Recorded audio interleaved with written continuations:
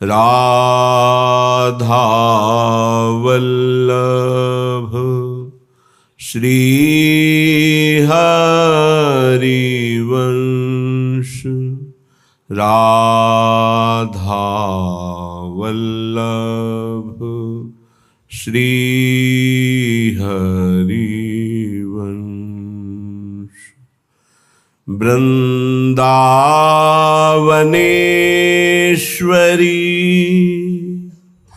तवैव पदारविन्दम्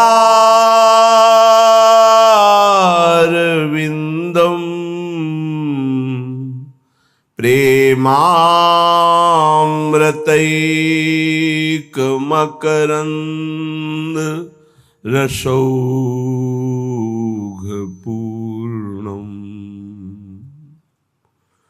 हृद्यर्पितं मधुपते स्मरतापमुग्रं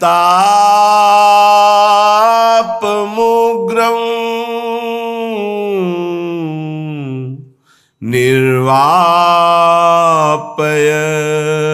परम शीतलमाश्रयामि परम शीतल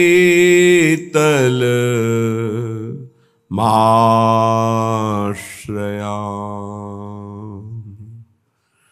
जावक जूत जुग चरण ललीके चरण ललीके।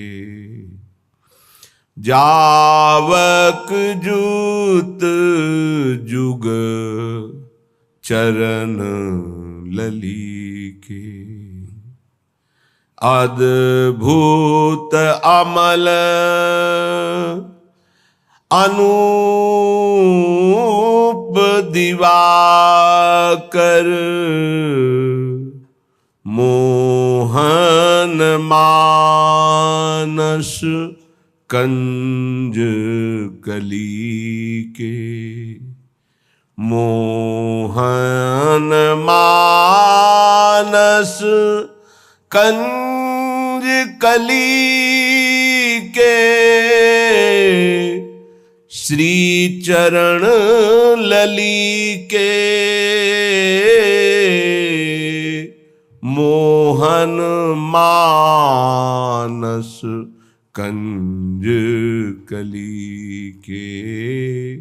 जावक जूत जुग चरण ललीके। श्री चरण ललीके। मंजूल मृदुल मनोहर सुख निधि सुभग सिंगार निकुंज गलीके। श्री चरण ललीके सुभग सिंगार निकुंज गलीके। जावक जूत जुग चरण ललीके। सुर तरु कामधेनु चिंतामणि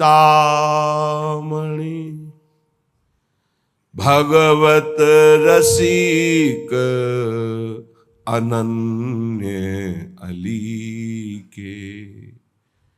श्री चरण ललीके सुर तरु काम धेनु चिंतामणि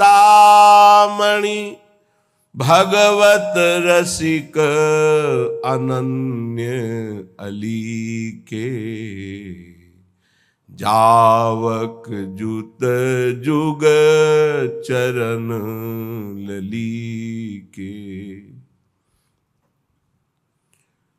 दो प्रकार की उपासना होती है। एक होती है अहम के द्वारा साधनों का अनुष्ठान करते हुए बहुत लंबे समय तक, एक जन्म, दो जन्म, 25 जन्म बीत सकते हैं, अहंकार का समर्पण होना, दृढ़ आश्रय होना साधना के द्वारा। इसमें बहुत जन्म लग सकते हैं, पर इसमें साधक को अपने अहम का विश्वास होता है, अपने साधन का विश्वास होता है, साधन का भरोसा होता है। और ये बड़े खतरे की बात है, क्योंकि संपूर्ण साधन को एक अपराध ही चौपट कर सकता है। वैष्णव अपराध, गुरुद्रोह, संत द्रोह, एक अपराध ही चौपट कर सकता है। एक है भगवत प्रेमी महात्माओं के संग से पहले ही आश्रय दृढ़ हो जाना, फिर साधन आश्रित होकर करना। ये बहुत कम समय में भगवत साक्षात्कार कराता है। सबसे पहला कार्य भगवत प्रेमी महात्माओं का आश्रय संग, उनके द्वारा सीधे इष्ट का आश्रय होता है। सुरतरु काम धेनु चिंतामणि भगवत रसिक अनन्य अली के, जो अनन्य सहचरी हैं, अनन्य शरणागत हैं, उनके लिए हमारी स्वामिनी किशोरी जी के श्री चरणारविंद कल्प वृक्ष हैं, कामधेनु हैं, चिंतामणि हैं। जो चाहेंगे वो प्राप्त करा देंगे गोरे चरणारविंद। वैसे तो आश्रय ले तो चाह ही मिट जाती है, पर अगर चाह करे तो श्री जी बहुत करुणामयी हैं। इनके चरणों का आश्रय मात्र सब कुछ प्राप्त करा देता है। पर अहंकारी कोई बात समझ में नहीं आएगी। उसको साधन जो 2-4-10 माला या जो भी किया, उसको उसका बल होता है। जो आश्रित संत कृपा से हुआ है, खूब भजन होता है, पर उसे भजन बल का आश्रय नहीं, उसे गोरे चरणारविंद का आश्रय है। जैसे हरिवंश महाप्रभु की कृपा से हरिराम व्यास जी को सीधे भगवद आश्रय मिला। बहुत साधन परायण थे, बहुत ग्रंथों का स्वाध्याय किए हुए थे, बहुत तर्क प्रवीण, शास्त्रार्थ में सदैव दिग्विजयी होने वाले। पर जब महाप्रभु की कृपा हुई तो आश्रय तत्व जागृत हुआ। कहां? श्याम श्यामा पद कमल संगी सिरनायो, भगवत प्रेमी महात्माओं के चरणों का आश्रय। उससे क्या हुआ कि उनके हृदय में सीधे श्री जी के चरणों का दृढ़ आश्रय हो गया। तो जो नित्य विहार में प्रवेश होता है वो साधन बल से नहीं होता है। नित्य विहार प्रेम तो बहुत उच्च कोटि की प्रेमावस्था है। साधारण भगवत प्रेम में भी यह गुण साधन ते नहीं हुई, तुम्हारी कृपा पाव कोई कोई। कोई कोई इसीलिए शब्द रखा गया है कि अहंकारी आश्रित नहीं हो पाता, उसका अहंकार आश्रय में बाधा पहुंचाता रहता है। और अहंकार मर्दन करने की पूर्ण सामर्थ्य केवल सदगुरुदेव में है। सदगुरुदेव की आज्ञा उल्लंघन करके मनमानी आचरण करने वाला कभी कोई लाभ प्राप्त नहीं कर पाया आज तक। वो केवल लगता है, संतोष होता रहता है अहंकार के कारण कि हम ठीक चल रहे हैं। जब आश्रय दृढ़ हो जाता है तब जो निरखत नित्य विहार पुलकित तन रोमावली आनंद नयन सुधार, यह जो कृपा हरिवंश की, ये भगवत रसिक अनन्य अली के, जो लली के चरणारविंद के अनन्य अली हैं, उनको ये रस प्राप्त होता है। अनन्यता, आश्रय, ये दो बहुत जोर की सिद्धि है। अपने इष्ट का अनन्य हो जाना। बड़े महाभागवत हैं सृष्टि में, प्रभु के विविध नाम रूपों के, हम उनके सुख के लिए जय बोलेंगे, और हमारा हृदय, हमारी जबान, हमारा रोम रोम राधा राधा बोलेगा। वो हमसे कीर्तन करवाना चाहें तो हम राधा राधा ही बोलेंगे, हमारी अनन्यता है। पर ये उपासक में नहीं देखने को मिलता। कोई कितना महान है, पर हमारे श्री जी के गोरे चरणारविंद से बढ़कर है, जिनसी चरणों की महावर की रचना स्वयं अखिल कोटि ब्रह्मांडों के स्वामी प्रभु करते हैं, उन चरणों की हम ठसक वाले हैं। और ऐसे आचार्य की शरण में है कि रसना कटो जो अन रटो, निरखी अन फुटो नयन। केवल गाने के लिए दोहा है क्या? अनन्यता, भगवत रसिक अनन्य अली के, और साधन पक्ष का जीवन भर अनुष्ठान करने वाले महापुरुष के वचन काशी में, चंद्रलोक तक मेरी गति है। चंद्रमंडल नहीं, चंद्रलोक तक। ये जो यहां कहा जाता है चंद्रलोक गए, चंद्रलोक सिद्धों की सामर्थ्य नहीं, यंत्रों की सामर्थ्य नहीं है। एक अंतरिक्ष के किसी एक विभाग में उसे चंद्रलोक मान करके बोला जा रहा है। चंद्रलोक तक पहुंचे, सूर्य के हजारों योजन ऊपर चंद्रलोक है। सूर्य का सानिध्य सह पाना ये केवल भगवान अरुण जी की और हनुमान जी जैसे महापुरुषों की सामर्थ्य, दूसरे की नहीं। भस्म हो जाएंगे। कोई भी यंत्र, कोई भी पांच भौतिक सामर्थ्य नहीं रखता कि सूर्य के तेज के सामने टिक सके। उसके ऊपर चंद्रलोक है। उन्होंने अंतिम समय संत सभा आसपास बैठी थी, तब उन्होंने कहा कि मेरी गति तो चंद्रलोक तक है, पर मुक्त होना मोक्ष पद ये भगवान विश्वनाथ जी के हाथ की बात है। वो कृपा करें तो मोक्ष हो जाए, लेकिन मैं देख रहा हूं इस समय मेरी गति केवल चंद्रलोक तक है। बहुत बड़े साधन परायण महापुरुष की बात कह रहे हैं। साधना की सामर्थ्य नहीं है। साधना किया जाता है असाधन मिटाने के लिए, समय को सार्थक करने के लिए, और प्रियालाल की प्राप्ति होती प्रियालाल की कृपा से। जब उपासक का आश्रय दृढ़ होता है तब ये बात आती जो हरिराम व्यास जी कह रहे, काहू के बल भजन को, काहू के आचार, व्यास भरोसे कुंवर के सोवत पांव पसार। भरोसा, विश्वास, दृढ़ आश्रय, ये दुर्लभ गति प्रदान करता है। दुर्लभ गति। अहंकारी कितनी साधना करेगा, पर अहंकार उससे ऐसा अपराध करवा देगा, गुरुद्रोह, संतद्रोह, वैष्णवद्रोह, जिससे उसका सब किया कराया चौपट और दुर्गति पक्की। इसीलिए गुरु सेवा तज करें जबान, यह है अधर्म, यह है सब हानि। सेवक जी महाराज ऐसे नहीं लिख रहे हैं। भगवत रसिक अनन्य अली की अनन्यता। गीता जी में श्री भगवान बहुत बार अनन्यता की बात कह रहे हैं। सिद्धांत विचार लीला में ध्रुवदास जी कह रहे, जो अनन्य भयो ताको भाग कहा कहिए। आराध्य देव की अनन्यता और दृढ़ आश्रय बहुत बड़ी उपलब्धि है, सिद्धि है। कितने ऐसे वैष्णव उपासक हैं जिनकी केवल फल में बुद्धि रहती है। इनको अपने घर ले जाएं, इनको खवा दे तो हमें ये फल मिलेगा, इनको ऐसा करे तो ये हमें लाभ मिलेगा। और लाभ का जहां नाश हो रहा है वास्तविक, उसका सुधार नहीं है। अंधा बटे पड़ा चबाए, अपराध खाता जाता है और वो सोचता है मैं साधन संपन्न हो रहा हूं।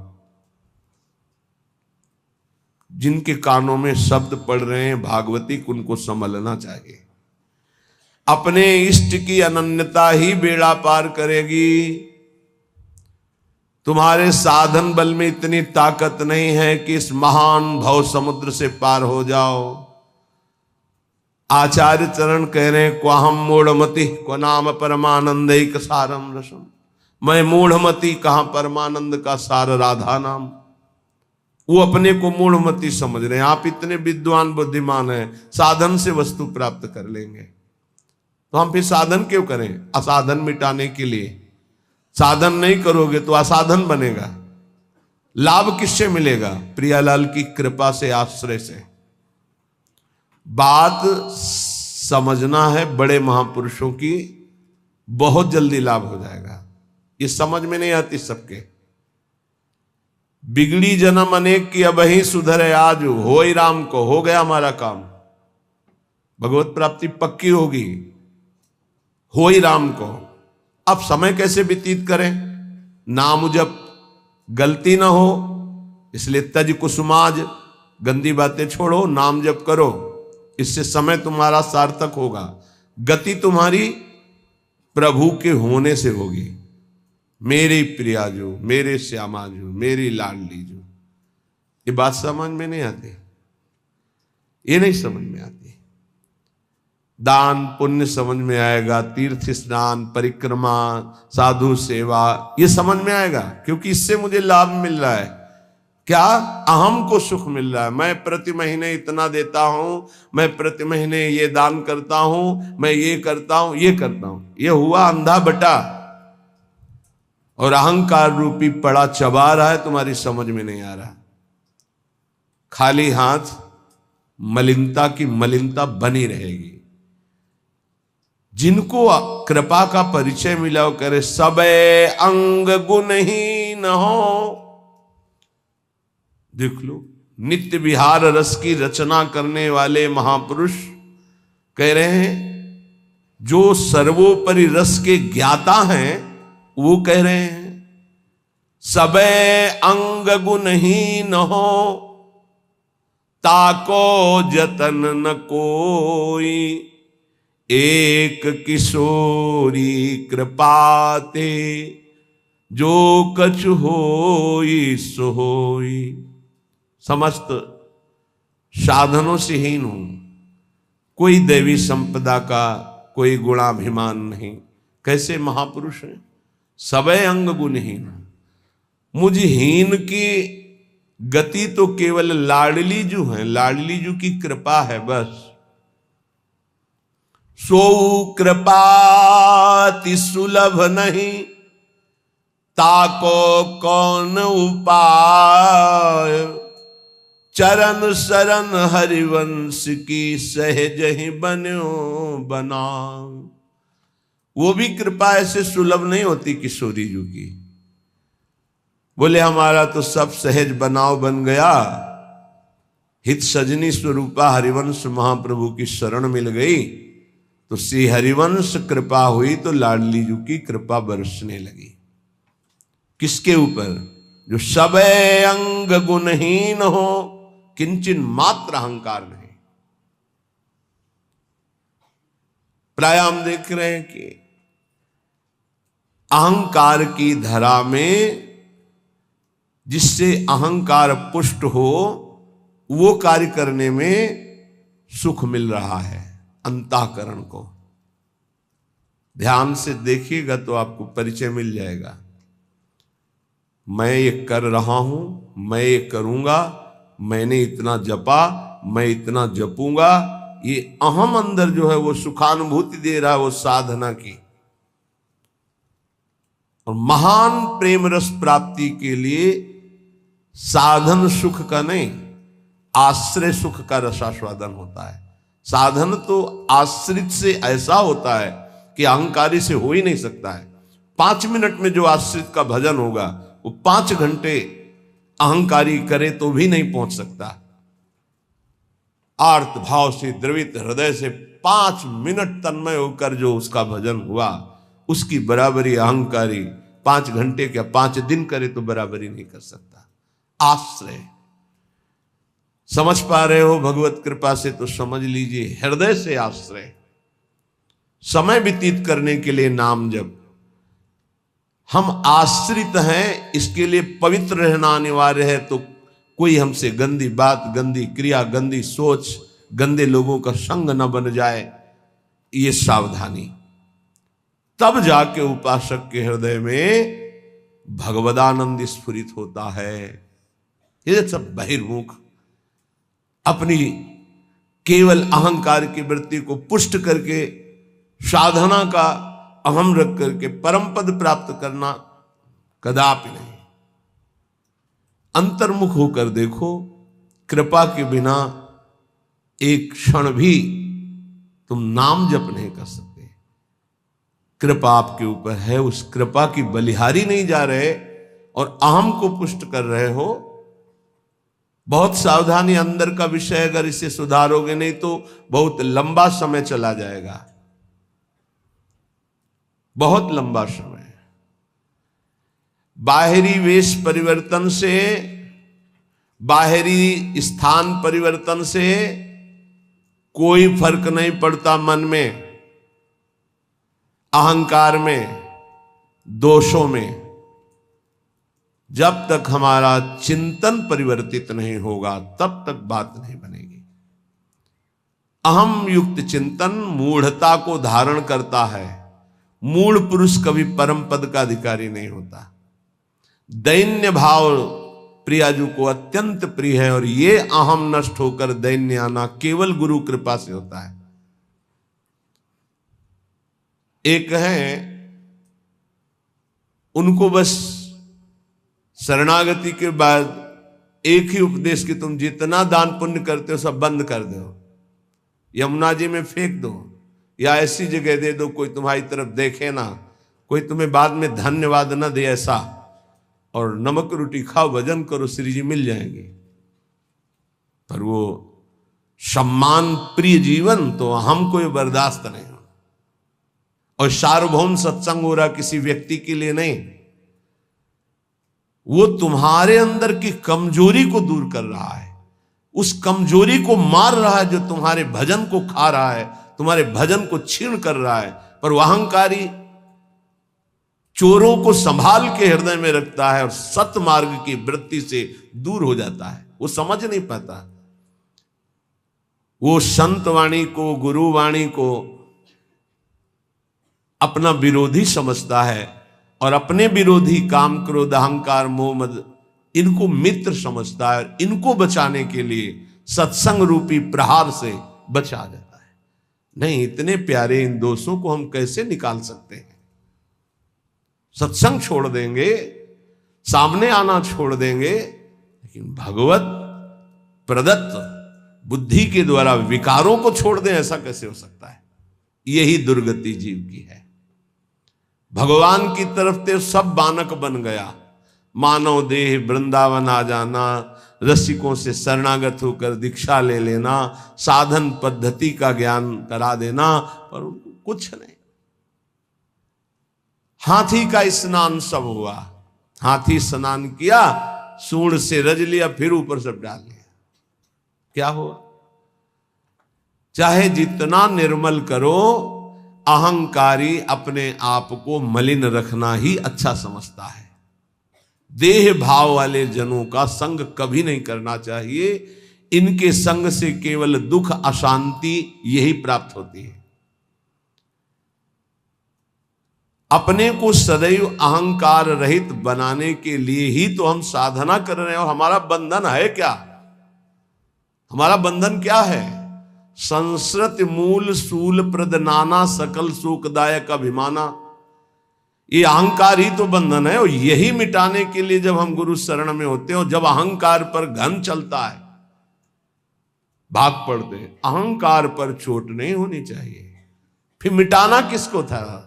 साधना किसकी थी? इसलिए उपासक सावधान।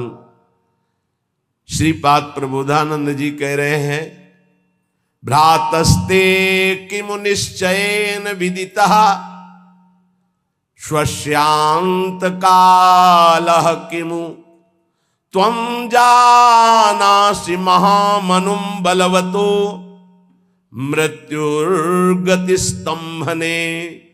मृत्युस्तत्करणं प्रतीक्षत इति त्वं वेत्सि किं वा यतो बारंबार मसंक एव चल से वृंदावना दन्यतः भ्रातस ते किम निश्चयन विदितः श्वश्यांत कालः किम।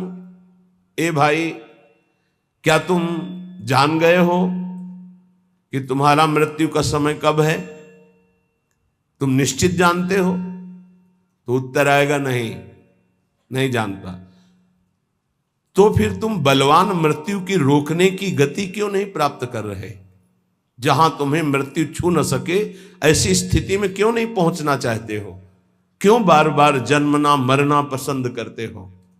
अर्थात इस भयावह दुखालय संसार से तुम मुक्त होने का उपाय क्यों नहीं कर लेते हो? तुम्हें पता है एक दिन मृत्यु आएगी, उस दिन का मुझे पता नहीं। हे भाई, तू बलवान मृत्यु को रोकने का उपाय क्यों नहीं कर रहा? क्या उपाय? रोकने का क्या उपाय? हमारी जो शरीर से तन्मयता है, तन्मयता हट जाए और प्रभु में तन्मयता हो जाए, तो जैसे सांप ने आक्रमण किया, कपड़ा उतार के फेंक दिया, वो उसी को काट रहा है, मेरे ऊपर कोई फर्क नहीं पड़ा। ऐसे ही हमारा कपड़ा है ये स्थूल देह, केवल स्थूल देह पर प्रहार होता है मृत्यु का। सूक्ष्म देह कारण और जीवात्मा ये पुनः नए शरीर को धारण करते हैं, स्थूल छूटता रहता है। श्रीपाद कह रहे हैं, जब तुम्हें अपनी मृत्यु का पता नहीं और मरोगे, तो तुम उपाय क्यों ऐसा नहीं कर लेते जिससे मृत्यु तुम्हें स्पर्श न कर पावे? जब तुम्हारी मृत्यु होगी तो तुम्हारा कुछ नहीं होगा इस मृत्यु लोक का। तो अपनी श्वासें ऐसी जगह क्यों नष्ट कर रहे हो जहां कुछ तुम्हें नहीं मिलेगा? कई बार प्रार्थना की है, मानो आपको एक ऐसे देश भेजा जाए जहां बहुत सब सुविधाएं मिल जाएंगी, खूब भोग भोगो, रुपया पैसा मकान सब, लेकिन वीजा है आपका, उसके तिथि तारीख पूर्ण होने पर आपको तुरंत वापस बुलाया जाएगा। जब वहां से वापस बुलाया जाएगा तो कुछ नहीं, कपड़ा भी उतरा लिया जाएगा। बोलो, ऐसे देश में रहना पसंद करोगे जाना? विचार करके देखो, कपड़ा भी उतरा लिया जाएगा, फिर देश से बाहर निकलो। चाहे जितना पुत्र पुत्री परिवार रुपया पैसा गाड़ी घोड़ा मकान सब एकत्रित कर लिया, लेकिन जब उस देश का वीजा खत्म होगा तो कपड़ा भी उतरा लिया जाएगा और आपको भगा दिया जाएगा।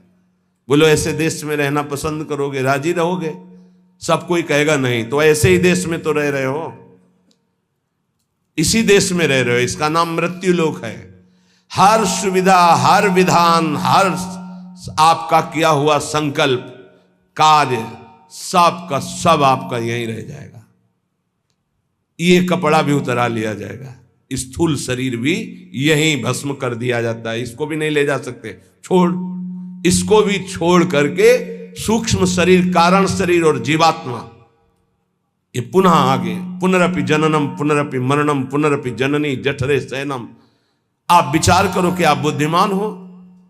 यदि परम कृपालु प्रभु का आश्रय लेकर नाम जप नहीं कर रहे और विषय भोगों में नाना प्रकार की धन संपत्ति में नाना प्रकार के व्यवहार बढ़ाने में अपना समय नष्ट कर रहे हो, तो तुमको ये ध्यान रखना चाहिए कि तुम इस देश में हो, मृत्यु लोक में हो, जहां से भगाया जाएगा वीजा खत्म होने पर, श्वास पूरी होने पर। तो आपका शरीर भी आपके साथ नहीं होगा, कपड़ा तक उतरा लिया जाएगा। ये शरीर हमारा कपड़ा है, वशांश जीर्णानि यथा विहाय, इसे कपड़ा ही कहा है भगवान ने। क्या बुद्धिमान हो तुम? इतना दिव्य मानव देह मिलने के बाद कमा के क्या जा रहे हो? पाप और पुण्य की पोटरी लेकर फिर वही दुर्गति। इसलिए भाई, मृत्यु तुम्हारा इंतजार नहीं कर रही। भाई, बेटी का ब्याह रहेगा, पूरा कर ले तो हम थोड़ा भी, या थोड़ा अमुक कार्य रह गया, नहीं, तत्काल प्रहार करेगी, बस समय आने दो। चाहे वो पुण्यात्मा हो, चाहे महात्मा हो, चाहे दुरात्मा हो, सबके ऊपर उसका प्रहार होता है। पर महात्मा अपनी स्थिति इतनी ऊंची उठा लेता है कि मृत्यु जनित उसको दुख नहीं होता। जैसे मत वाले हाथी के गले से फूलों की माला कब टूट के गिर गई पता नहीं चलता, ऐसे भगवत प्राप्त महात्मा का शरीर कब छूट गया उसको कोई पता नहीं, क्योंकि हर समय जिसमें रमण कर रहा था वो उसी में रमण करता है। शरीर एक स्वप्न की तरह छूट गया। इसलिए मेरी प्रार्थना मान ले भ्रातस, ए भाई, बारंबार असंख्य चल से वृंदावनादन्यतः। वृंदावन, प्रिया प्रीतम, प्रेमी जन, भगवान नाम, इनको तू छोड़कर बार बार अन्य चिंतन करता है, अन्य क्रियाएं करता है, अन्य बातों में मन लगा रहा है। तुझे डर नहीं लग रहा कि तेरी मृत्यु होने वाली है? बहुत भयावह संसार है, बहुत भयावह। चूंकि आपको भुलावे में डाल दिया गया इसलिए आपको ऐसा नहीं लग रहा। यहां प्रति मिनट प्रति सेकंड ऐसे सावधान है जैसे युद्ध क्षेत्र में चारों तरफ से बाण चल रहे हो और वो महारथी अतिरथी वीर अपने को बचाते हुए निकल रहा हो, ऐसे चला जा रहा है। एक एक सेकंड सावधान, नेत्र खुले हर समय, मंत्राकार वृत्ति, कभी भी शरीर छूट सकता है। क्यों? क्योंकि पता है ऐसी स्थिति है। आपको एकदम भुलावे में डाल दिया गया है। आपके पास वो पार्षद नहीं है जो आपको सावधान करे। बड़ी कृपा है जिनको भगवान ने ऐसी बुद्धि दे दी, ऐसी विवेक दे दिया, यहां से चलना है, रहना नहीं, देश बिराना है। सबसे सबकी सेवा करो, सबको प्यार करो। वो प्यार, वो सेवा एकमात्र भगवान के प्रेम के लिए, भगवान की प्राप्ति के लिए। खूब धन कमाओ धर्म पूर्वक, दूसरों को सुख पहुंचाओ और उस सुख को भगवान के चरणों में समर्पित करो, तो सुख सिंधु भगवान तुम पर प्रसन्न हो जाएंगे। मृत्यु पर तुम विजय प्राप्त कर लोगे। ए भाई, बार बार धाम छोड़कर, नाम छोड़कर, प्रिया प्रीतम को छोड़कर संसार का चिंतन करते हो, पता है किसी भी श्वास में तुम्हारे ऊपर मृत्यु का प्रहार हो जाएगा। इसलिए कृष्णानंद रसाम्बुधे परतरम सारम विचित्रोज्ज्वला कारम पारगतैरपि श्रुति शिरो वृंदस्य नेक्षम मनाक श्री वृंदा विपिनम सुदुर्लभतरम प्रत्यासमासाद्य भो क्षुद्रासा कुपी साचिका वशगतो वम भ्रम्य से किम बही। ए भाई, यदि वृंदावन तुम्हें आने को मिल गया, वृंदावन का एक भी घंटे आपने वास स्वीकार किया, यहां रहे एक घंटे भी, और नाम जप कर लिया या सत्संग सुन लिया या बिहारी जी के दर्शन कर लिए, तो उज्ज्वलाकार श्रेष्ठतम सार अर्थात महाप्रेम प्राप्ति के लिए तुमने कमर कस ली। थोड़ा समय भी वृंदावन में व्यतीत किया तो कृष्णानंद रसाम्बुधे परतरम सारम विचित्रोज्ज्वला, ये धाम कृष्णा श्री स्वामिनी जी का नाम है, प्रिया जी का नाम कृष्णा भी है। कृष्णानंद रसाम्बुधे, प्रियालाल के अद्भुत आनंद रस का समुद्र वृंदावन है। यदि आप थोड़ा भी रह गए तो आपका मंगल हो जाएगा। सत्संग जो सुनते हैं उनके जीवन का कैसे परिवर्तन हो रहा है, ये भगवत कृपा से दर्शन करने को मिलता है। पर दीपक तले अंधेला, ये जरूर कहावत सार्थक नजर आती। दूर से सुनकर परिवर्तन इतनी जोर का होता है, पर नजदीक में ये समझ में नहीं आता। धाम वास करते हैं तो इनको इतना कुसंग का प्रभाव पड़ जाता है कि सत्संग फीका हो जाता है, और कुसंग में रहते हैं और सत्संग का इतना प्रभाव कि कुसंग का त्याग करके वो भगवत मार्ग में आगे बढ़ रहे हैं। कल एक सज्जन जीवन में ऐसे बोले, आपने कहा कि धाम आए और 3 दिन रुके, पहले दिन जल पान करे, दूसरे दिन फल, तीसरे दिन एक बार अन्न, वही कर रहा हूं, धाम आया हूं, ऐसा बड़ा सुख मिलता है। धृष्टता की हद हो गई है। जीव जानबूझ, जैसे मल का कीड़ा, विष्ठा का कीड़ा, उसे अमृत कुंड में डालना चाहो तो वो अपने को बुरा मानता है और वो सोच रहा है ये हमारा अहित कर रहा है, मुझे विष्ठा क्यों नहीं मिल रहा। ऐसे ही विषय का कीड़ा बना हुआ जीव विषय में कूदना चाहता है। प्रभु के आश्रित होकर अगर वैराग्य मार्ग में कदम रखा है तो रुपया प्राप्ति का उपाय नहीं रखना चाहिए, ध्यान रखना। नहीं, बहुत कुछ हो सकता है। माया आपको पुनः उसी जगह स्थापित कर देगी जहां से निकलना चाहते हो। एकमात्र भगवत भरोसा, जितना कमा लिया, इसके बाद बंद। अगर धामवास करके हम भगवत आश्रय ले लिए तो नमक रोटी खाएंगे बस। अब हमारा उद्देश्य केवल भजन रूपी धन एकत्रित करना है। जो बेचारे रिक्शा चला करके जीवन गुजारते हैं उनको हम प्रणाम करते हैं। ये धामवास करते हैं, अर्थ की व्यवस्था नहीं, इधर उधर झोपड़ी इधर उधर कार्य करके रह रहे हैं, पर रिक्शा चलाते हैं। समय से दिनचर्या में है, देख रहे हैं हम, और समय से रिक्शा चलाते हैं और परिवार को हम प्रणाम करते हैं, धामवास कर रहे हैं। कोई तो दूसरों के घरों में सेवकाई करते हैं और धामवास कर, प्रणाम है उनके जीवन। लेकिन जब तुम्हारे पास खाने की व्यवस्था, रहने की व्यवस्था है, तो तुम्हारा कदम वो गृहस्थी में रहते हैं। जब विरक्त हो गए, वैराग्य मार्ग के हो गए, एक भी रुपए का ये आय का साधन नहीं करना चाहिए। इससे क्या होगा, आपकी वृत्ति अर्थ में रही है, अर्थ में ही रह जाएगी, गोरे चरणारविंद में नहीं रह जाएगी। और जिनके लिए अर्थ एकत्रित किया जाता है वो उस अर्थ से सुखी नहीं हो सकते, ध्यान रखना। वो परम अर्थ से, परमार्थ से सुख प्राप्त करते। करोड़ों अरबों रुपया जमा कर दिया, उन्हीं के सामने उन्हीं के बच्चों ने उनका तिरस्कार करके और गलत मार्ग का अनुसरण किया। श्रीपाद कह रहे, जब तुम जानते हो कि मृत्यु निश्चित होगी, जब तुम जानते हो कि मृत्यु से बचने का एकमात्र उपाय भगवान की शरण, हर श्वास नाम जपना है, तो कृष्णानंद रसाम्बुदे परतरम सारम विचित्रोज्ज्वला, महान विचित्र प्रेम रस जो उज्जवल, जिसमें कामना की गंध नहीं है, ऐसा प्रिया प्रीतम का प्रेम रस प्रदान करने में समर्थ श्रीधाम वृंदावन है। हे भाई भ्रातः, तुम क्यों भ्रमित हो रहे हो? ये माया का कार्य है, भूल भुलैया में डालकर पूरा जीवन बर्बाद कर देना। सच्ची मानिए, कोई ऐसा सुख नहीं है जो विवेक के द्वारा देखो उसमें सुख दिखाई दे। विवेक के द्वारा, बुद्धि का अंधा आदमी तो कहीं भी कूदेगा जाके।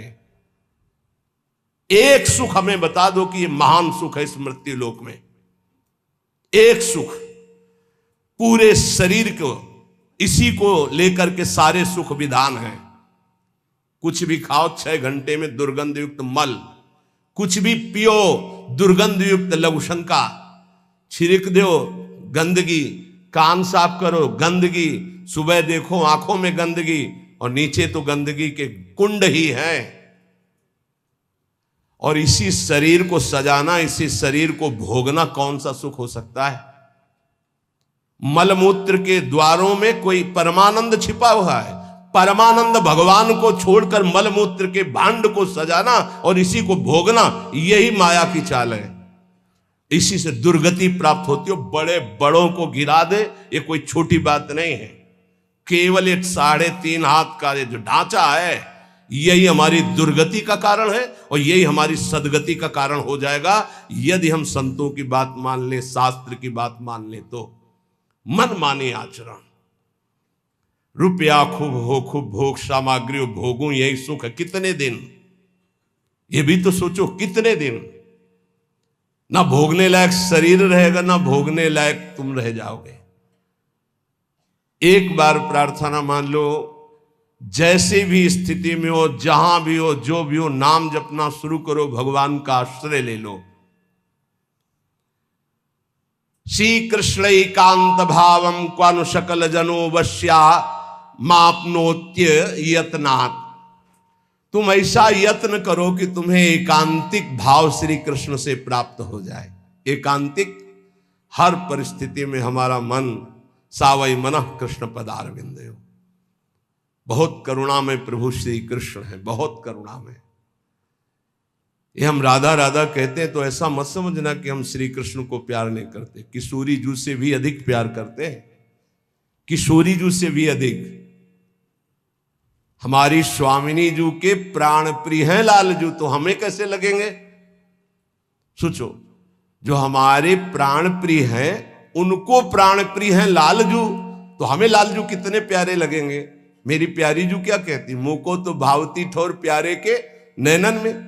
मेरी स्वामिनी क्या कहती, मेरे तन मन प्राण होते प्रीतम प्रीतम। मेरे लिए प्रीतम क्या हुए, प्यारी जू से भी बढ़कर प्यारे, क्योंकि वो मेरी प्यारी के सुख समुद्र है।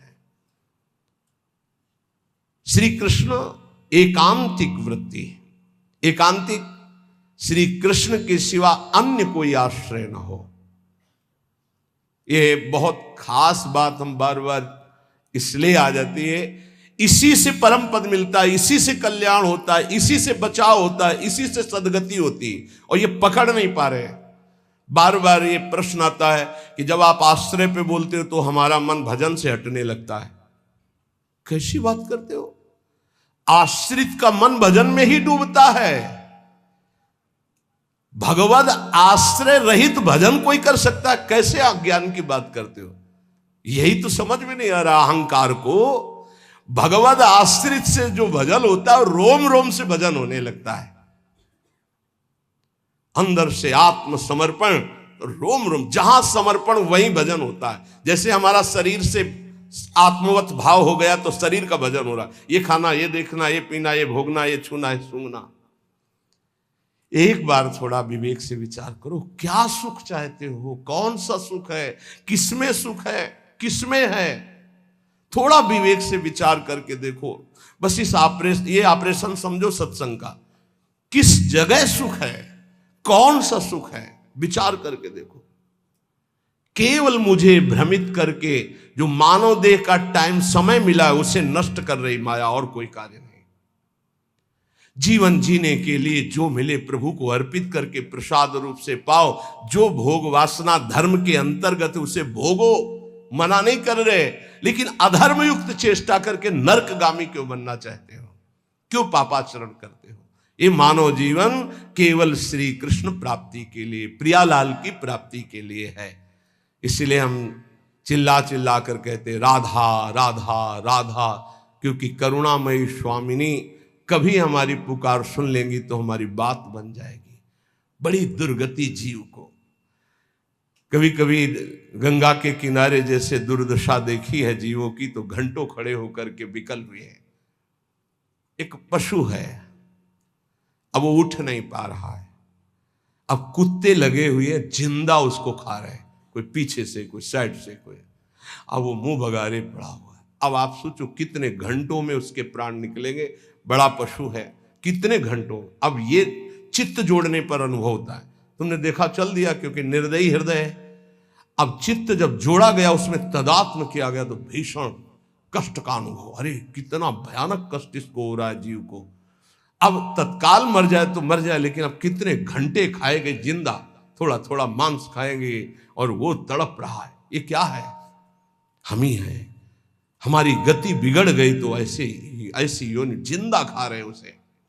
अब विचार करो, जिंदा ऐसे बांध दिए पैर, उसको भूंज रहे हैं, उसको खा, क्या हो रहा है? हम ही तुम हैं। कर्म बिगड़ गए तो कैसे, और वो कर्म भोगने पड़ते हैं। ए भाई, सब कर्मों से मुक्त होने के लिए ये मानव देह मिला है। ये मानव देह राधा राधा राधा, जो भगवत प्राप्त प्रेमी महात्मा जन है वो कह रहे हैं श्यामा जी बहुत कृपालु हैं, हम इसीलिए वृंदावनवासी राधा राधा, इससे प्रिया और प्रीतम दोनों प्रसन्न होते हैं। जब राधा बोलते तो श्री जी हमारी तरफ देखती हैं, और जब राधा बोलते तो श्याम सुंदर का प्राण धन है राधा नाम और राधा रूप, वो दोनों हमारी तरफ देखते, प्रिया प्रीतम। बोले हमारे धन श्यामा जू को नाम, श्यामा जू को नाम, जाको रटत निरंतर मोहन राधा राधा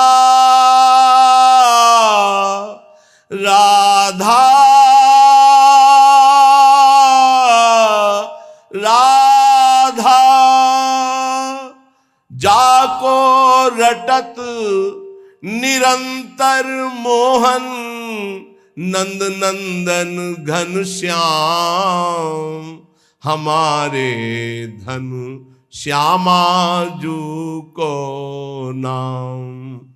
प्रतिदिन नव नव महामाधुरी, बरसत आठो जाम, गुण मंजरी नव कुंज मिलावे, इसी वृंदावन धाम, हमारे धन श्यामा जू को नाम।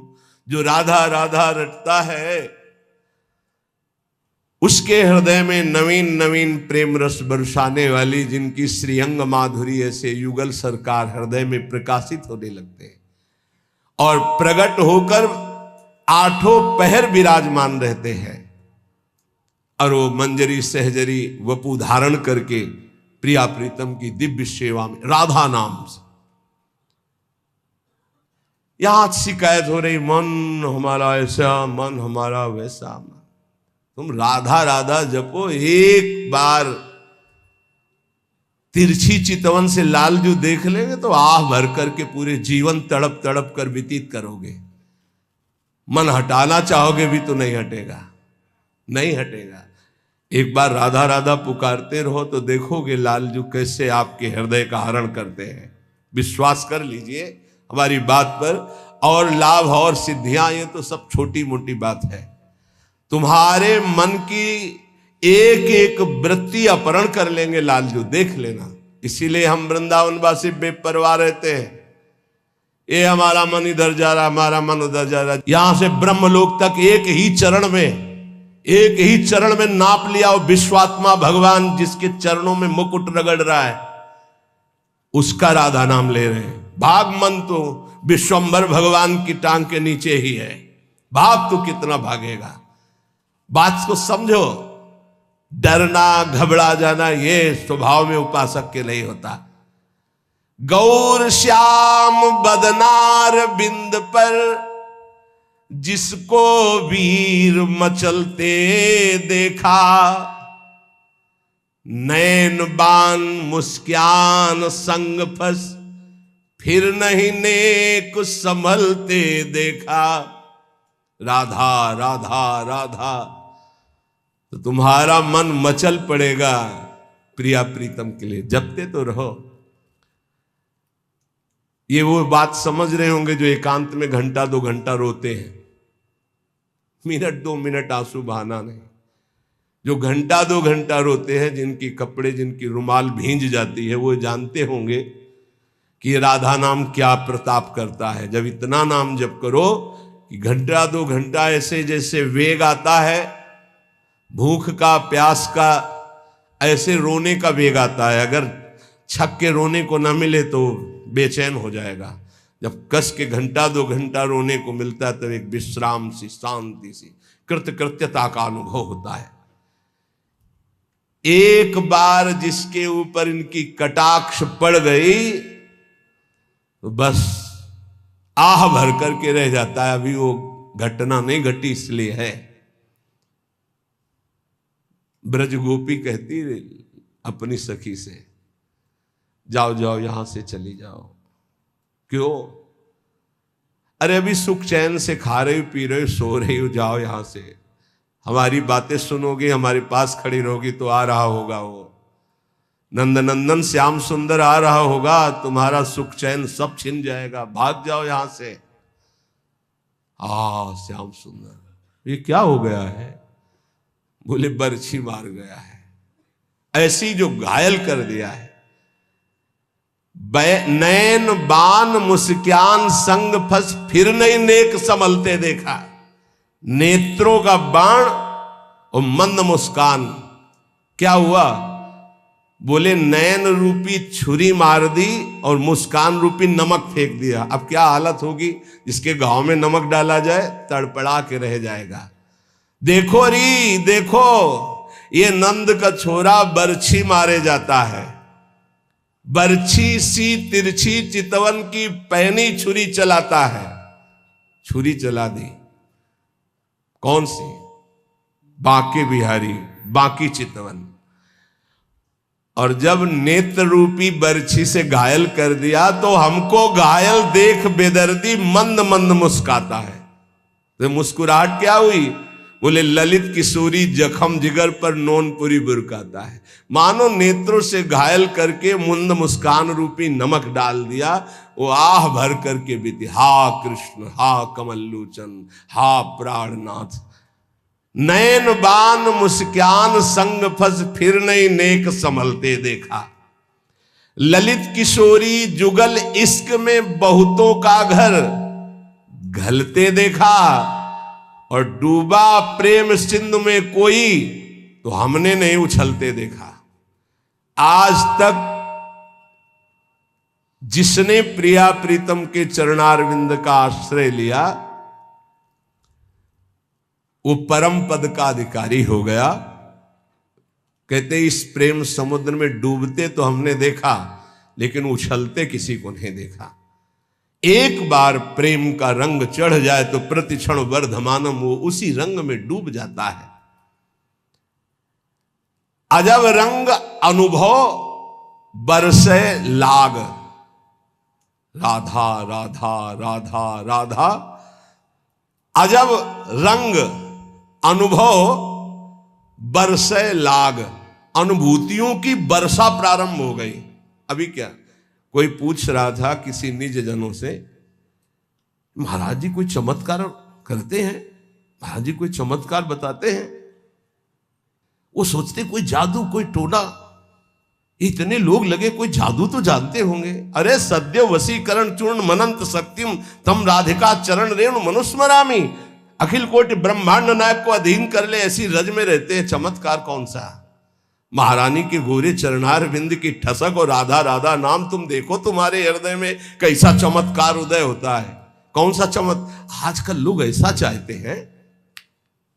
देखो ये 500 की गड्डी, अरे भाई महाराज बस ये नारियल, अरे चले जाओ 100 रुपया के कितने नारियल ले, 1-2 नारियल 4 नारियल। भजन से नारियल पैदा कर दिया, इत्र 50 रुपया का इत्र मिल जाएगा, उसके लिए चमत्कार भजन। और बोले इत्र निकाल दिए और नारियल निकाल, सबके देखते देखते कुछ नहीं, बोले केला निकाल दिया, ठेलिया खरीद ले यार 1000-2000 में, क्या पैसा, क्या भजन का फल है। ललित किशोरी जुगल इश्क में बहुतों का घर गलते देखा। डूबा प्रेम सिंधु में कोई हमने नहीं उछलते देखा। अपने एक लड़का को स्मार्ट मोबाइल देते हो, फीस देते हो, पढ़ाते हो, लिखाते हो, पाई भर तुम्हारी नहीं मानता।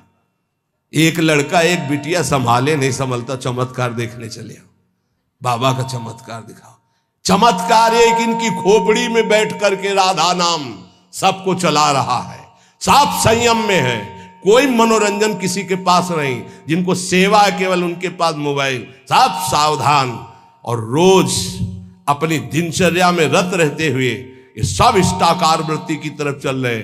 हम इनको मन से प्रणाम करते हैं कि हमारी आज्ञा हमारे गुरुजनों की परिपाटी पर चल रहे हैं। चमत्कार किसे कहते? मन का परिवर्तन कर देना, ये राधा नाम का चमत्कार है, ये राधा नाम का प्रभाव है। पता नहीं लोग साधु महात्मा को क्या समझते हैं। जादू देखना है तो जादूगर के पास जाओ ना, पानी में ये दिखा देना, रुमाल में कबूतर निकाल देना, ये देखो जाके। साधु का चमत्कार देखना है मन का परिवर्तन। तुम्हारा मन और तन दोनों पवित्र होकर सच्चिदानंद भगवान में लगे। आज इसीलिए तो साधुता बहुत दुर्लभ हो गई है कि साधु महात्माओं को भी लोग नौटंकी मनोरंजन का एक पात्र समझते हैं। ताली बजा दी, बात सुने, कोई नेता का भाषण, ताली बजा दी। मन का परिवर्तन, तन का संयम और सच्चिदानंद में वृत्ति को जोड़ना। अजब रंग अनुभव बरसन लागे, अनुभव हृदय का अनुभव, हृदय का परिवर्तन। क्या बोले? काम क्रोध मद आस वासना अर्क जवा सही झरने लागे। अजब रंग अनुभव बरसे लागे। जब वर्षा होती है तो ये अर्क और जवास ये अपने आप सूख जाते हैं, नष्ट हो जाते हैं वर्षा में, और सब जगते हैं ये नष्ट हो जाते हैं। बोले जब राधा राधा राधा राधा और इसका जब रंग बरसने लगता है हृदय में, तो काम क्रोध मद आस वासना ये अपने आप नष्ट हो जाते हैं। जैसे वर्षा होते ही अर्क और जवास नामक पौधे ये अपने आप नष्ट हो जाते हैं, और दूसरे सैकड़ों पौधे हरे भरे हो जाएंगे, पर ये नष्ट हो जाएंगे। तो ऐसे ही काम क्रोध लोभ मोह मद वासना नष्ट हो जाती है, और नाना प्रकार की भाव तरंगे प्रिया प्रीतम की उठने लगती है। लोभ मोह परद्रोह दोष दुख कलि कुचाल सब तरसै लागे, इंद्री दमन अमन सब भात ही अरुचि होत अब छर से लागे, अजब रंग अनुभव बरसे लागे। कब जानो हमारी साधना रंग ला रही है? जब काम के वेग को, क्रोध के, मोह के, मद के, इन सब के वेगों को सह गए, कोई प्रभाव नहीं, अंदर से शांत। किसी से कहना मत, क्योंकि कहने से सत्ता दृढ़ होती है। अंदर जो विकार आते हैं किसी से मत कहो, कोई भी क्रिया मत करो, शांत उस समय नाम जप करो, देखो अपने आप सब नष्ट हो जाएंगे। और नष्ट आपको नहीं करना, कोई है आपका जो आप पर नजर रख रहा है। कोई आक्रमण आपको परास्त तब तक नहीं कर सकता जब तक आप आज्ञा का उल्लंघन नहीं करेंगे, आप अपने हाथ से कोई क्रिया नहीं करेंगे, आप कोई गंदे दृश्य नहीं देखेंगे, तब तक किसी की ताकत नहीं कि आपको भ्रष्ट कर सके। ध्यान रखना, क्योंकि आप गुरु कृपा कवच में हैं। जब आप आज्ञा उल्लंघन कर देंगे तो फिर लक्ष्मण रेखा पार हो गए आप, फिर आपको दंड भोगना पड़ेगा। लोभ मोह परद्रोह दोष दुख कलि कुचाल ये सब तरसें लागे, अर्थात वो चाहते कि मैं इसको अपने अधीन करूं, पर हिम्मत नहीं कि छू सके। किसको? जिसकी जिह्वा पे राधा राधा नाम और हृदय में गुरु कृपा का अनुभव शुरू हो गया है। इंद्री दमन ये पहचान है साधुता की, नहीं तो फिर नाटक है, पाखंड है, दंभ है। बिन विवेक वैराग्य भक्ति बिन सत्य नये को मानो, भगवत विमुख कपट चतुराई सो पाखंडे जानो, चाहे गृहस्थ हो चाहे विरक्त। अगर इंद्रियां संयम में नहीं है, मनमानी विकार भोगे जा रहे हैं, तो नौटंकी नाटक भले हो सकता है, वो गृहस्थ उपासक है ना, वो विरक्त उपासक है। इंद्री दमन तो अमन सब भाते हैं, सब भात से मन अमना हो गया है तो परम शांति परम चैन है। क्षमाशील संतोष सुराई शांति सहज सुख सरसें लागे। उपासक के अंदर क्षमा बढ़ने लगा, चाहे जितना कोई अनिष्ट करे, कभी द्वेष हो ही नहीं सकता, कभी उसको साप दे ही नहीं सकता, कभी उसका मंगल नहीं कर सकता, जिसके ऊपर राधा नाम की कृपा हो गई है। क्षमा, जाओ, तुम्हारा मंगल हो, भगवान तुम्हारा कल्याण करे। संतोष, किसी भी परिस्थिति में शोक नहीं होगा, जैसे प्रभु रख रहे, बड़ी कृपा है। शांति, कोई भी द्वंद्व से अशांत नहीं कह सकता। सहज सुख सरसें लागे, सहज सुख आत्म सुख है, आत्म सुख का रसास्वादन होने लगा। दास बना, ये कैसे हुआ? नाम जपी, पहले दास शब्द है, आश्रय। बहुत जोर की बात हमारे हृदय में बार बार उठती कि ये लोग समझ जाएं कि भगवत प्राप्ति आश्रय से होती, आश्रय से, दृढ़ आश्रय। दास बना पहले, जप नाम दूसरा। बिगड़ी जन्म अनेक की अवै सुधरे, आज हो ही राम को पहले, फिर नाम जप दूसरा, फिर तज कुसुमाज तीसरा। और यहां से शुरू किया जाता है सब उपदेश। पहले विकार त्यागो, फिर नाम जप करो, फिर भगवान की शरण में हो। ऐसा नहीं होता, पहले भगवान की शरण में हो, नाम जप करो, तुम्हें बल मिलेगा, विकार छूट जाएंगे। उपजा मुक्ति, मुक्त पद, बहुत सुंदर महात्माओं के वचन है। पहले भगवत दासत्व आश्रय, खूब नाम जप, तो बोले मोक्ष पदवी हृदय में ही प्रकाशित हो गई। ये मोक्ष पदवी क्या है? इसकी पहचान क्या है कि आप मुक्त हो गए हो?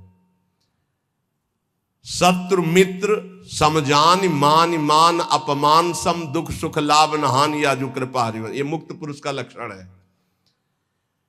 चाहे शत्रु हो उसके साथ व्यवहार कर रहा हो या मित्र हो, दोनों में समान भाव, मान और अपमान में समान भाव, सुख दुख में समान भाव, लाभ हानि में समान भाव, जय पराजय में समान भाव, ये जिसके हृदय में आ गया वो मुक्त हो चुका है। गीता जी में भगवान ने कहा निर्माण अमोहाजित संग दोषाध्यात्म नित्या विनिवृत्त कामा द्वंद्वेर विमुक्ता सुख दुख संगई गच्छन्त अमूढ़ा। ऐसा अमूढ़ अव्यय पद का अधिकारी महापुरुष मुक्त पद में विराजमान कौन है? बोले जो मान रहित हो चुका है। मान बिल्कुल उसके हृदय में प्रियता पैदा नहीं कर पा रहा और अपमान बिल्कुल दुख नहीं पैदा कर पा रहा। अमोहा, ना अपने शरीर से मोह है, ना किसी के शरीर से मोह है। यह मुक्त पुरुष का लक्षण है। जित संग दोषा, चाहे जितने भोगों के बीच में उसका मन भोगने के लिए चलेगा ही नहीं, वो जीवन मुक्त पुरुष है। जित संग दोषा अध्यात्म नित्या, निरंतर आत्मस्वरूप में स्थित, विनिवृत्त कामा, समस्त कामनाएं निवृत्त हो चुकी है। द्वंद्व विमुक्ता, हर द्वंद्व से वो मुक्त हो चुका है।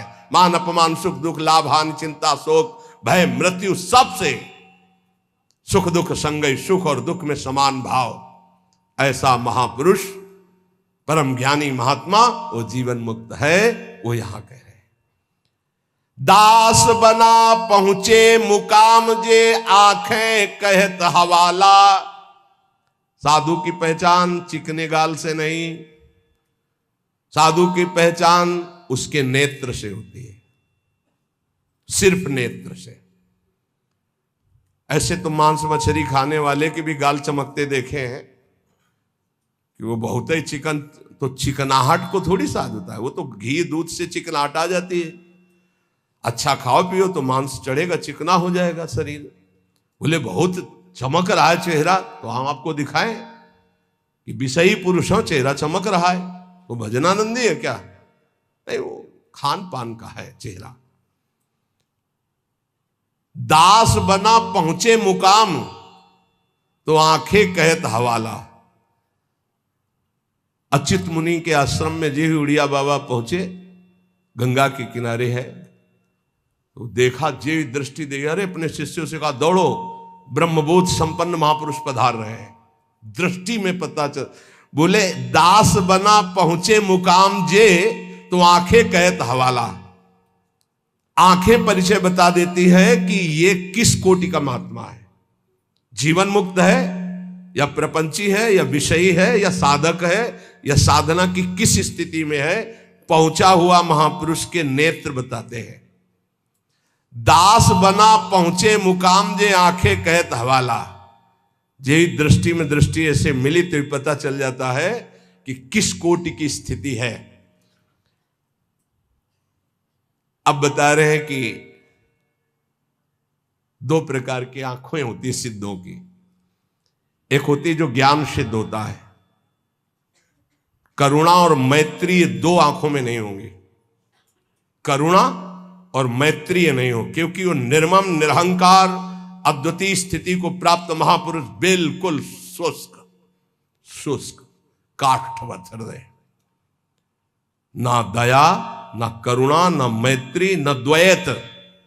जब अपने सिवा है नहीं कोई, तो आप उनकी दृष्टि में देखोगे तो ना हिलन ना डुलन, और नेत्र के आसपास की सारी पुतली साफ एकदम श्वेत, वो ब्रह्माकार वृत्ति के नेत्र होते हैं।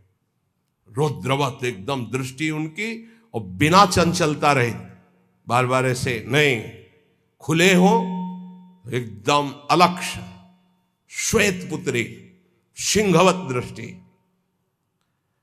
और दूसरे होते प्रेमियों के नशा ललाई, जैसे भांग छाने हो या कोई नशा करे हो तो लाल आंख नहीं हो जाते, ऐसे लाल आंख होती है प्रेमियों की, क्योंकि प्रायः वो रुदन करते हैं तो आंखें सूजी हुई या आंखों के नीचे लालिमा, थकित पूतरी, वो एक विचित्र दशा होती है। बड़े ही सरस, बड़े ही व्याकुल, बड़े ही थकित नेत्र। पलक न लागत हाला, अपलक दृष्टि उनकी भी रहती है। ज्ञानी की दृष्टि भी ऐसी होती है, प्रेमी की दृष्टि होती है, पर दोनों में अंतर होता है। एक एकदम काष्ठवत शुष्क, मतलब वो शब्द अशुद्ध होगा, उदाहरण नहीं दिया जा सकता, जैसे खुली हुई मुर्दे की आंख, कोई हलन डुलन चलन कुछ नहीं। कई बार उड़िया बाबा को बाहरी लोगों ने समझा कि पधार गए हैं, ऐसी दृष्टि बस कुछ नहीं। और प्रेमी जनों की दृष्टि नशा ललाई, थकित पूतरी, पलक न लागत हाला। नेत्र ऐसे कि देखो तो आसक्त हो जाओ, बड़े सरस, बड़े प्रेमी, बड़े थकित, और हल्की सी लालिमा नेत्रों में छाई हुई है, सुरंग नेत्र है और घूर्णित नेत्र है। प्रेमी जनों के घूर्णित नेत्र, जैसे नशा ललाई का तात्पर्य यही है। थोड़ी थोड़ी देर में ऐसे आपको लगेगा कोई नशा खाए है क्या ये, उनके नेत्र, क्योंकि प्रिया प्रीतम के उस प्रेम रसाशों में उनके नेत्र झूमते हैं। अलसाने से रहित हमेशा, हरिजस सुनि द्रग नीरा। थोड़ी सी प्रभु की बात सुने कि आंखों से आंसू की धारा बहने लगी, और अलसाने से रहते हैं, न सोना न जागना। अखियां रूप के रंग रंगी, निरखी स्वरूप कुंवरी राधे को, याही माही पगी। ये अखियां रूप के रंग रंगी, न सोई न जगी। प्रियाजू के रूप रस में हर समय अलसाई हुई, एक जैसे कोई नशा किए हो, ऐसे उस नशे में। ढरक चलत कबही भरियावत पुलकावली शरीरा, गदगद गर चित शांति थका मन, तनहु थका दर्शाई। ज्ञान विराग भक्ति से पूरे, जगत न सकत समाई। ऐसे प्रेमी जनों के नेत्र जहां जगत का प्रवेश ही नहीं है, हृदय कंठ गदगद हो जाता है, चित्त शांत है, मन अचंचल है, तन एकदम थकित शिथिल भाव में डूबे हुए। बोले ऐसे जो महापुरुष होते हैं तो दास बना पहुंचे मुकाम जे आंखें करत हवाला। ऐसों के नेत्र बताते हैं कि मुकाम में पहुंचे हुए ये जन है। श्री भगवान जगत गुरु श्री कृष्णचंद्र जी कह रहे हैं जो पहुंचे हुए महापुरुष है वो शरीर को अपने वश में किए होते हैं। यही सबसे बड़ी चूक हो रही है। ये बहुत बड़ी चूक है जो हमारी निंदा का कारण बनती है। हम संतों की या भक्तों की जो निंदा का कारण बनता है वो ये नाशवान दुष्ट नीच शरीर है।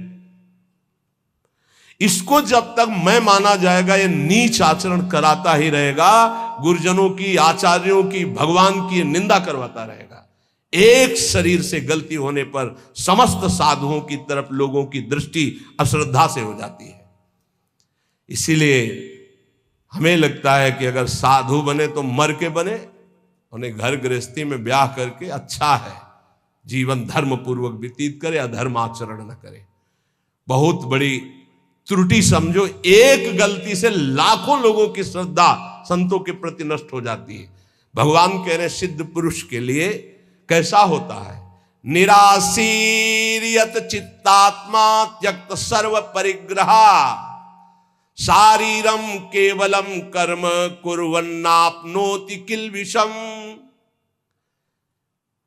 यत चित्तात्मा, जिसने अपने शरीर को अधीन कर लिया। ये प्रार्थना है सब साधकों से, कोई ऐसी चेष्टा मत करना जिससे भेष को गाली मिले। हमारा गति हो या दुर्गति हो तो ठाकुर जी जाने। कभी ऐसी जगह न खड़े होना, कभी ऐसी चेष्टा मत करना, कभी ऐसा संग मत करना।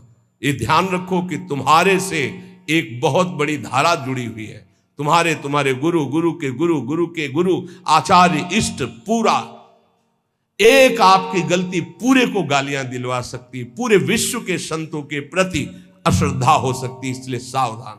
जिंदगी में हम नीच हैं, पामर हैं, हमारी गति हो दुर्गति हो भगवान जाने। हमसे ऐसा आचरण न बन जाए कि हमारे गुरुजनों को गाली मिले। उन्होंने कोई हमारे साथ धोखा दगा नहीं किया, मंत्र दिया, उपासना दिया, वेश दिया, तो आचार्य और गुरु और इष्ट इनको गाली न पड़े, हर समय सोचना चाहिए। ये शरीर को जब तक जीतोगे नहीं तब तक गलती हो ही जाएगी, चाहे कसम खा लो, चाहे जो कुछ कर लो। इस दुष्ट शरीर को जीतना चाहिए। बात ध्यान से समझना, ये बहुत दुष्ट है। जीवन हो जा रहा खवाए खवाए खवाए खवाए, अब घाया नहीं आज तक। जीवन हो गया दिखा दिखा करके दुनिया को, आंखें नहीं भरी, कान नहीं भरे। ये वही दुष्टता, अपनी चाल, ये देखना, ये सुनना, ये भोगना। यह चित्तात्मा, सांसारिक आशाएं और इच्छाएं जब तक हैं शरीर को वश में नहीं कर सकते। साधुओं के वैराग्य मार्ग में या भगवत भक्त होकर के चेहरा बनाने की जरूरत नहीं है, स्वरूप बनाने की जरूरत। स्वरूप को प्रकाशित करो, पूरा विश्व नमन करेगा। चेहरा तो नौटंकी नाटक वाले बनाते हैं, जब थोड़ी देर के लिए साधु बनते हैं वो बनाते हैं, जिससे पूरा साधुता का हम रोल कर सके। हम रोल नहीं करते, हम उस मार्ग में चलने वाले पथिक हैं। साधुता का रोल 2 घंटा कोई कर सकता है, लेकिन जीवन भर साधु बन के रहना वो बहुत कठिन बात है। इसलिए ये नहीं, हम भगवत मार्ग के पथिक, हमारा कोई भी बाहरी शारीरिक नाटक ऐसा नहीं होना चाहिए जो धर्म विरुद्ध हो। बिल्कुल समझ के चलना चाहिए। आज आचार्यों गुरुजनों के चरणों में बैठ करके साधुता का भाव नहीं।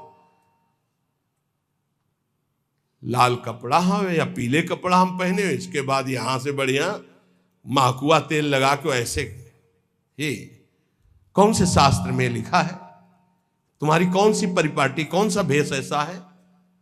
बिल्कुल नहीं। आज कोई टोकने वाला नहीं, इसीलिए बहुत से बिना गुरु प्रदत्त वेश धारण किए और वो मनमानी आचरण करते हो, कहा जाता साधु।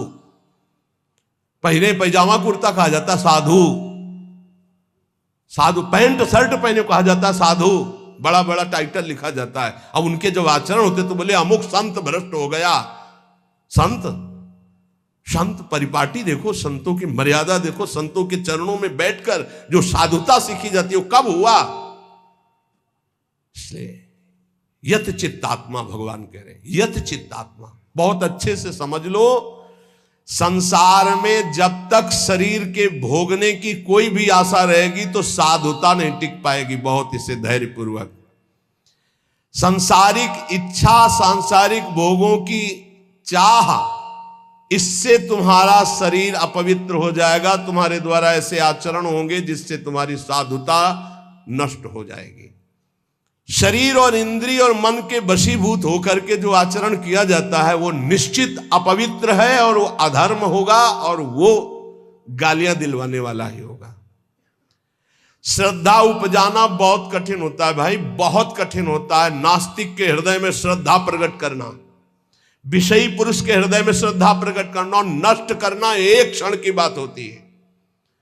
जन्म जन्मांतरों की सुकृत एकत्रित होने पर श्रद्धा होती है और एक चेष्टा पूरी लाखों की श्रद्धा नष्ट कर देगी। लाखों का मंगल करने का पाप लगेगा उसको और वो दुर्गति को प्राप्त होगा। इसलिए साधु वेश में बहुत होश में, ये कोई खिलवाड़ नहीं है। ऐसे लोग करते तो खिलवाड़ नहीं, सारी जिम्मेवारी है आपकी।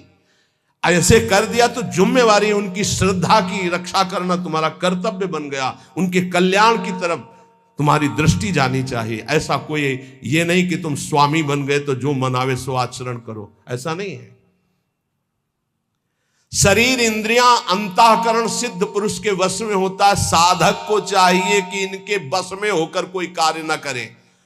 तुम अकेले नहीं हो, तुम्हारे साथ बहुतों की निंदा होगी या बहुतों की प्रशंसा होगी। ये बात ध्यान रखना है। केवल अपना जीवन होता तो कोई बात नहीं है, गलती हो गई, त्रुटि हो गई या पिट गए या जो भी हो गया सब हो गया।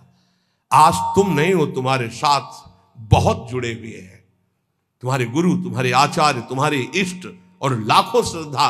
अगर एक भी त्रुटि तो लाखों की श्रद्धा और पूज्य जनों का अपमान घोर नरक पहुंचा देगा, दुर्गति करवा देगा। त्यक्त सर्व परिग्रहा, जो सिद्ध पुरुष होता है उस शरीर को ही अपना नहीं मानता तो और परिग्रह की बात क्या है। सब सन्यासी हो, जो भगवत मार्ग के पथिक हैं, ये तो सर्वाणि कर्माणि मयि सन्न्यस्य मत्पराहा, सारे कर्म भगवान को अर्पित करके जो भगवान के परायण है, चाहे गृहस्थ हो चाहे विरक्त हो, वो सन्यासी है। जो मन का निसंकल्प और वाणी का मौन दंड और शरीर का निष्कर्म संयम पूर्वक अगर ये दंड नहीं तो किस बात का सन्यासी। भगवान ने एकादश स्कंद में कहा है, वाणी का मौन, मन का निसंकल्प और शरीर का निष्क्रिय, ये सन्यास धर्म का स्वरूप है। तो निष्क्रिय दो प्रकार से होता है, एक जो कर्म का त्यागी होता है, एक होता है कर्म समर्पण करने वाला। भक्त कर्म समर्पण करने वाला सन्यासी होता है। ये तो सर्वाणि कर्माणि मयि सन्न्यस्य मत्पराहा। सब प्रकार के भोग संग्रह सामग्री का अपनापन भाव ना रखना, चाहे गृहस्थी में हो चाहे विरक्ति में हो। गृहस्थी में तो नाथ सकल संपदा तुम्हारी, मैं सेवक समेत सुत नारी। विरक्ति में तो जो हमारे पास मिला है वो साधु सेवा, भगवत सेवा के लिए मिला हुआ भगवत प्रदत्त वस्तु है, अपना अधिकार नहीं, अपने नौकर है, सेवक है, सिर्फ सेवा। अगर अपने सुख के लिए किसी सामग्री का संग्रह कर लिया जाए, अपने भोग की बात वस्तु मान ली जाए, तो वो उसी की दुर्गति कर देगी, ध्यान रखना। और प्रायः गलती हो जाती है, ऐसे नहीं कोई नजर आएगा। जब कष्ट सह रहा होगा साधक तब कोई नजर नहीं आएगा, और जब उसके पास वैभव एकत्रित हो जाएगा तो आ जाएंगे। कौन हो आप? तुम्हारे मामा पहचाने नहीं, अभी तक मामा कहां थे तुम भाई, अभी तक कहां? बचना, हम जो प्रार्थना करें उसको अंदर से समझना। जहां मकान बना, जहां वैभव एकत्रित हुआ, तो पूर्व जीवन के रिश्ते नाते संबंधी आके और वहां का अधिकार जताते हैं, और वहां के फिर संबंधी अपना संबंध स्थापित करके उसके अधिकारी बनते हैं, और फिर जिनके लिए आया था फिर उनकी दुर्गति होती है, भी ध्यान रखना। यही की घटना है। वो भक्तमाली जी अंतर ध्यान हो गए, उनकी बात है। वो बता रहे थे कि साधु के भाई आए, तो साधु को कहीं ना कहीं से अर्थ मिलता ही रहता है, साधु सेवा भगवत सेवा। तो उन्होंने कहा अमुक कार्य है, 1 लाख रुपया दे दो। एक घटना है, कोई कथा नहीं। तो 1 लाख दे दिए। अब जब वो आते तो कहते हैं भाई दे यार 1 लाख रुपया, साधु सेवा वाला ले गए थे। अरे भाई दे देंगे, बड़ी समस्या गृहस्थी में रहती है, आप तो बाबा जी हो, आपको क्या पता गृहस्थी में। अब भाई है तो कह नहीं सकते हो, इतने में उनका शरीर पूरा हो गया संत भगवान का। जानते हो क्या बने थे? श्वान, कुत्ता। आश्रम के बाहर बैठे पिल्ले के रूप में। तो किसी महापुरुष को स्वप्न दिया कि मेरा उद्धार करवा दो, मेरे से गलती हो गई, 1 लाख रुपया अपने भाई को देने के कारण मेरी गति बिगड़ गई, और मैं वृंदावन में ही अमुक आश्रम का हूँ, अमुक हूँ, सामने बैठा हुआ हूँ, आप आके मुझे देख लीजिए, मैं आपको पहचानता हूँ। तो वहाँ गए तो बहुत हष्ट पुष्ट एक पिल्ला बैठा था, पुचकारा और गोद में उठाया।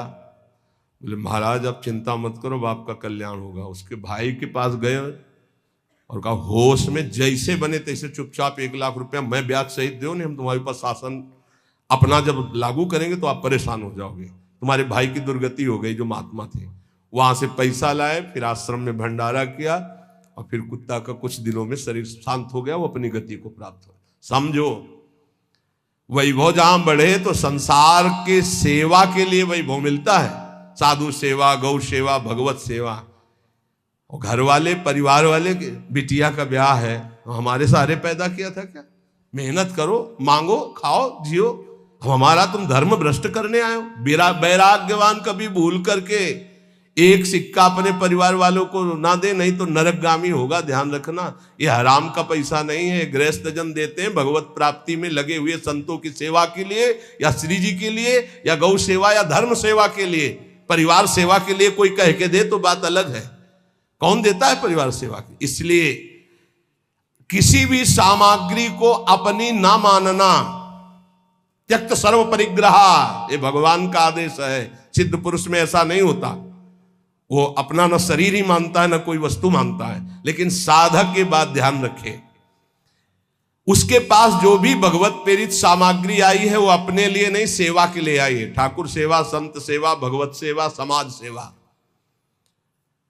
जो भोग बुद्धि से अपने लिए संग्रह करता है उसकी बुद्धि भ्रष्ट हो जाती है और वो पतित हो जाता है। बस ये बात है, अपने लिए नहीं। बहुत जोर का भगवान ने त्यक्त स्वर परिग्रह का भाव बताया है कि सिद्ध का यही लक्षण होता है।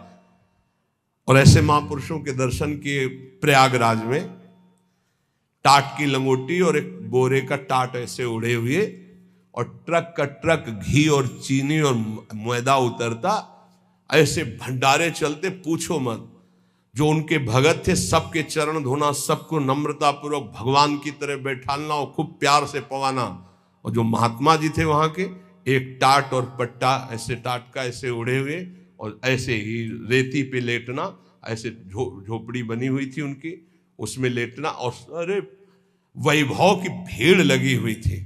और आप जब सब संत पा लेते थे तो सब संतों की जूठन जो बचती उसी में एक दो और मिलाकर, क्या जीवन उनका, कोई संगय प्रयोग, वैभव तो पूछो मत। कोई दिन ऐसा नहीं होता था कि 2-4 हजार रुपए एक संत को दक्षिणा में ना मिले। एक से एक कंबल, एक से एक सब। पर देने वाले जब ऐसे, तो वहां त्यागी ही त्यागी ज्यादा थे। देने वाले परेशान थे कि यहां कोई लेता नहीं है। और सामान की ऐसी, ये वास्तविक बात यही है कि स्वयं परिग्रह रहित होकर के समाज सेवा में। एक विरक्तानंद नाम के महापुरुष थे, उन्होंने कहा स्वामी जी बहुत हो गया, बुढ़ापा है, आप इतना कष्ट सह रहे हो, क्यों सह रहे हो, अब तो आप वस्त्र धारण कर लो। वो वहीं पास में ही बैठे थे। तो उनका, तुमको मैं बूढ़ा नजर आ रहा हूं, ऐसे कहा, बूढ़ा नजर आ रहा हूं, अभी चलो बराबर गंगा जी में खड़े होकर देख लो कौन बूढ़ा होगा।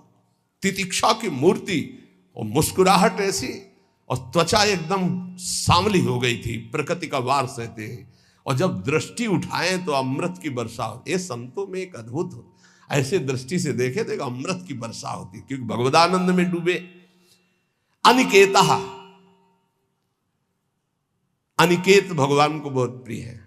अनिकेत जिसके रहने के वास में ममता नहीं है। अनिकेत का मतलब जिसके घर नहीं, ऐसा नहीं। ये भी रहने का वास है और ये भी रहने का वास है, अपना नहीं है।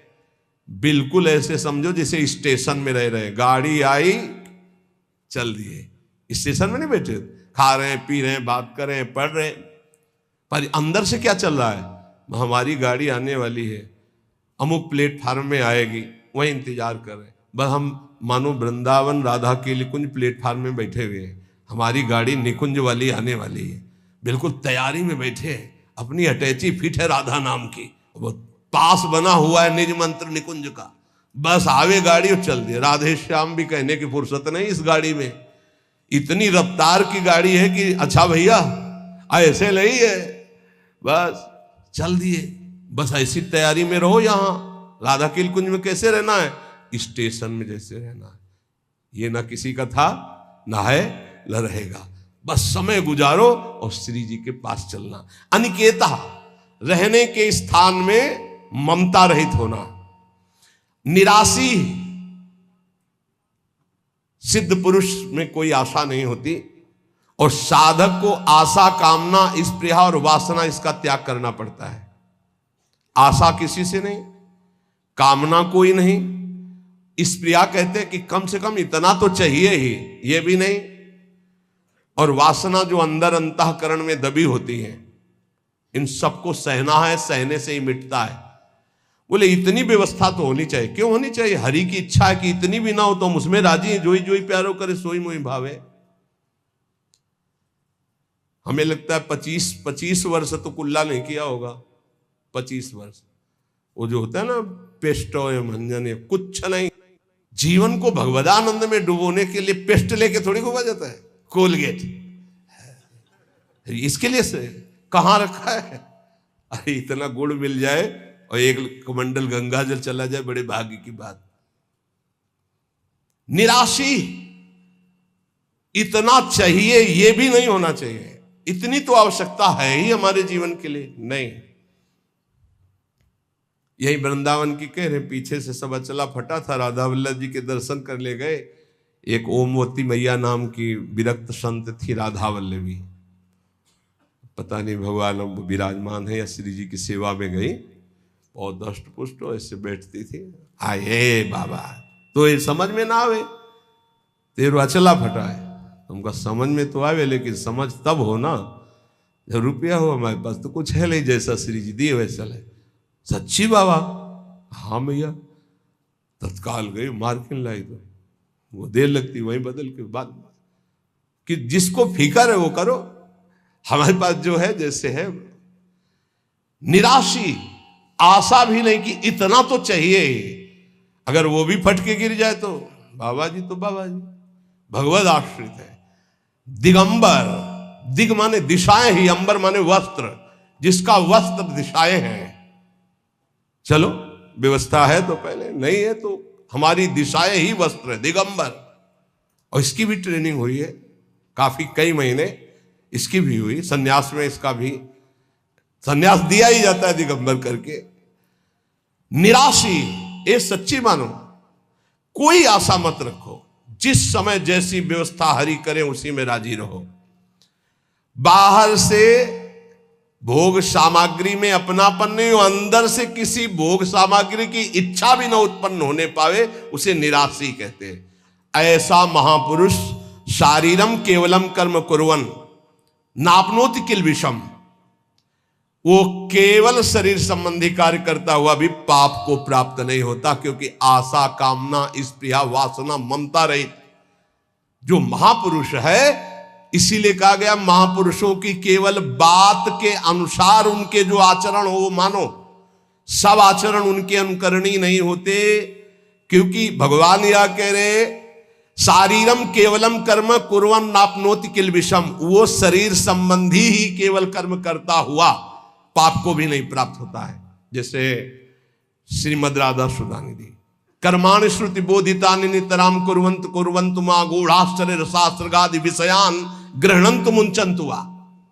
हमें महापुरुषों का अनुकरण नहीं करना, उनकी उपदेश से जो उनके आचरण मिले वो बात हमें माननी है। नाप्नोति किल विषम, उनको कभी कोई पाप स्पर्श नहीं कर सकता। वो जन्म मरण रूपी बंधन से मुक्त हो चुके हैं, वो आशा रहित है, उनका किसी से संबंध नहीं है। इसलिए शरीर से जितने कर्म होते हैं वो सब अकर्म बन जाते हैं और उनको फल नहीं देते हैं। जो सिद्ध महापुरुष है उसके द्वारा जो भी होता है वो अकर्म हो जाता है। जैसे श्री भगवान सब कुछ करते हुए भी कभी बंधन को प्राप्त नहीं होते। भारी से भारी युद्ध कर रहे हैं, भारी से भारी व्यवहार में देखे गए, भारी से भारी प्रियता में देखे, कभी कुछ। जो निवृत्ति परायण सिद्ध महापुरुष है उसमें कभी कोई भोग लालसा नहीं होती। भोग लालसा रहित होकर जो भोग भोग रहे हैं दिखाई दे रहा है। जैसे दुर्वासा जी की कोई आशा नहीं, गोपियों ने सब उनको पकौड़ा, खीर, दुनिया की चीजें पवा दी। बोले अब वापस कैसे जाएंगे? बोले आई कैसे यमुना जी? बोले भगवान ने कहा था मैं अखंड बाल ब्रह्मचारी हूं, अगर तो यमुना जी मार्ग दे दे, ऐसा कहना। तो मार्ग दे दिया। तो बोले कह देना दुर्वासा ने दूब रस के सिवा जबान में कुछ न रखा हो तो यमुना जी मार्ग दे दे। गोपियों ने कहा मनो खीर पुआ तो हम सबका पा गए, कह रहे हैं कि दूब के सिवा न रखा हो। इसका मतलब समझते हो? इच्छा रहित महापुरुष, अनिच्छित, उनकी कोई इच्छा नहीं। तो ऐसे इच्छा रहित महापुरुष के द्वारा संयोग वशात जो भी कार्य हो जाते हैं वो अकर्म बन जाते हैं। उनको कोई भी दंड या कोई भी पाप कर्म स्पर्श नहीं कर सकता। इसलिए बड़े बड़े महापुरुषों की लीलाएं देखी जाती है, विचित्र कोटि की लीलाएं देखी जाती है। बिल्कुल उनका अनुकरण न करे। जैसे आद्य गुरु भगवान शंकराचार्य मछली खा गए, फिर कांच पी गए, सबकी सामर्थ्य थोड़ी है। बहुत एक सिद्ध महापुरुष थे कूटस्थ स्वामी, उनका नियम था खप्पर ऐसे कर दो, जो डाल दोगे वो पालेंगे, जो डाल दोगे।